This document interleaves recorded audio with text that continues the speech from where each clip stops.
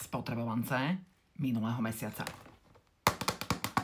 Takže v krabičke sa nachádzajú veci, produkty, ktoré som za minulý mesiac vymieňala a či to budem používať znovu, alebo upadne do koša a do zabudnutia. Ako prvý je tu Hairbox Super Greens, domíňaný 3 rodinnými príslušníkmi vrátane mňa.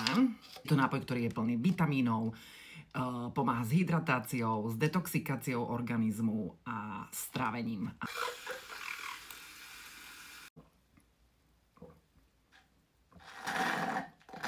Tomu sa hovorí smet. Ideme na sekciu starostlivosti o telo. Je tento telový krém od Joey. Co to volá? Konkrétne na tento krém ma influencla iba jedna influencerka. To najviac hydratačný krém, aký som kedy vo svojom živote mala, a to ja mám ráno po kožku jak hroch. Nielen vizuálne, ale aj dotykovo. Teda určite neobjednám, napriek tomu, že to je very trendy, very posh, very demure, Sol de Janeiro, je tento krém Flor Elastic krém. Neviem, kto tento krém testoval, ale pokiaľ testovali, ako sa ten krém roztiera, podľa môjho názoru roztierajú ešte dodnes. Je totálne neroztierateľný. Ale krém už nikdy viac. Nie, že by bol zadarmo. Natrem si s ním pety.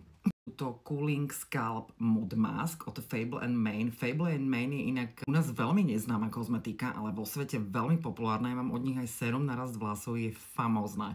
Maska sa používa v umytí vlasov na mokré vlasy.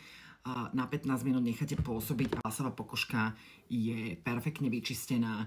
Nádherne to vonia. No a čo sa týka vlasovej kozmetiky, mňa táto Redken rada celá.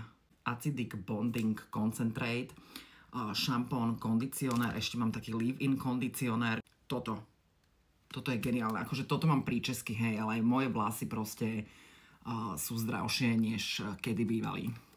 Tu máme lip gloštek od Biomy, úspešne minutý, je skvelý. Je naozaj super. Občas sa stane, že mi trošičku zapigmentuje a zafarbí sa mi do červena. Dodnes som nezistila, z jakého dôvodu, že vraj to má na svedomí pH. Čiže zrejme, keď červeniem, tak sa mi mení pH. A Bioma. Tuto to bolo napísané. Čo neobjednám je tento retinol od Anui. Nebol zlý, neštípal ma, ale prešla som na užívanie retinalu. Trošku šetrnejší k pleti a je účinnejší než retinol. Vitamín C sérum Numbuzin, najlepší vitamín C, aký som skúšala. A to som ich teda vyskúšala už o pár. Je strašne debilné, že po nejakom 4. alebo 5. raze vám už nefunguje ten aplikátor. Čiže máte polovicu lahvičky a neviete to odtiaľ dostať. Hej? Čiže to ďobem jak sprostá na ruku rovno. Vymeniť a dokonalosť. No a úplne posledné, čo tu mám, je DRN sérum od Medicube, ktoré určite ho objednám znovu, lebo je fantastické.